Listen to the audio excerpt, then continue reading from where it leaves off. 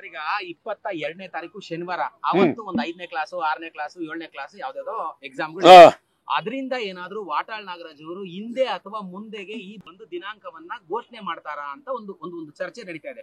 ಏನಾರ ಅಂತ ಸಾಧ್ಯತೆ ಇದೆಯಾ ಸರ್? ಯಾವ ಕಾರಣಕ್ಕೂ ಬಂದ್ ಬದಲಾವಣೆ ಇಲ್ವೇ ಇಲ್ಲ. ಹಿಂದೇನು ಇಲ್ಲ ಮುಂದೇನು ಇಲ್ಲ, ಹಿಂದೂ ಹೋಗಂಗಿಲ್ಲ ಮುಂದೂ ಹೋಗಂಗಿಲ್ಲ.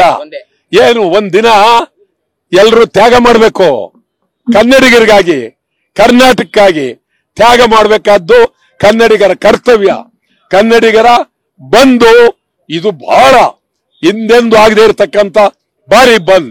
ನಿಮ್ಗೆ ಹೇಳೋದಾದ್ರೆ ಈಗಾಗಲೇ 3,000 ಕನ್ನಡ ಪರ ಸಂಘಟನೆಗಳು ಇಡೀ ರಾಜ್ಯಾದ್ಯಂತ ನಮಗೆ ಬೆಂಬಲ ಕೊಟ್ಟಿದ್ದಾರೆ. ಆದ್ರಿಂದ ಬಂದ್ 100ಕ್ಕೆ 100 ಸಂಪೂರ್ಣ ಬಂದ್ ಅಖಂಡ ಕರ್ನಾಟಕ. ಸುದ್ದಿಗೋಷ್ಠಿಯಲ್ಲಿ ತಾವು ಕೂಡ ಹೇಳ್ತಾ ಇದ್ರಿ ಬಂದ್ಗೆ ಬೆಂಬಲಿಸಬೇಕು ಅಂತೇಳಿ ನಾವು ಸಿಎಂ ಕೇಳ್ತೀವಿ, ಸಾರಿಗೆ ಸಚಿವ ರಾಮಲಿಂಗಾರೆಡ್ಡಿ ಅವರನ್ನು ಕೂಡ ಕೇಳ್ತೀವಿ ಅಂತ. ಅದೇನಾದ್ರೂ ಮಾತುಕತೆ ಆಗಿದೆಯಾ? ಇಲ್ಲ, ಆಗತ್ತೆ.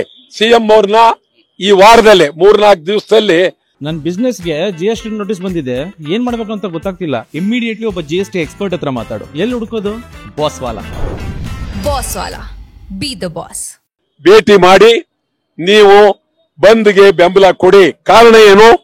GST ಬಗ್ಗೆ ನಿಮ್ಗೆ ಅನ್ಯಾಯ ಆಗಿದೆ. ನಿಮಗೆ ಅಂದ್ರೆ ರಾಜ್ಯಕ್ಕೆ, ಮತ್ತು ತೆರಿಗೆ ರಾಜ್ಯಕ್ಕೆ ಅನ್ಯಾಯ ಆಗಿದೆ.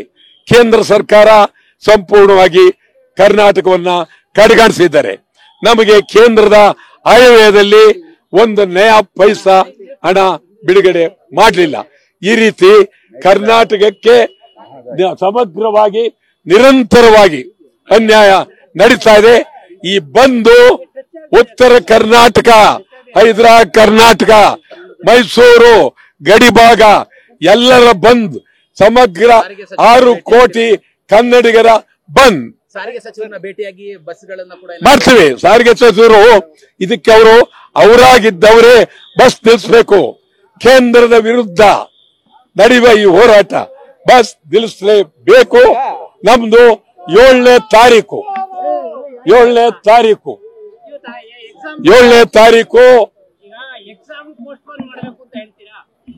ಇಲ್ಲ ನೋಡ್ರೆ, ಇಲ್ಲಿ ಪರೀಕ್ಷೆದು ಊಟ ಮಾಡೋದು ದೇವಸ್ಥಾನ ಅಲ್ಲ. ಇಡೀ ರಾಜ್ಯ ಇವತ್ತು ನೋವಿನಲ್ಲಿದ್ದಾರೆ. ರಾಜ್ಯಕ್ಕಾಗಿ ನಡೀತಕ್ಕಂತ ಈ ಒಂದು ಚಳವಳಿ, ಅವರು ಪರೀಕ್ಷೆಯನ್ನ ಮುಂದೂಡ್ಲಿ, ಏನ್ ತೊಂದರೆ ಇಲ್ಲ. ಅವತ್ತು ರಜಾನೂ ಇದೆ, ಪರೀಕ್ಷೆಯನ್ನ ಮುಂದೂಡ್ಬೇಕಾದ್ದು ಅವ್ರ ಕರ್ತವ್ಯ, ಮುಂದೂಡ್ಲಿ.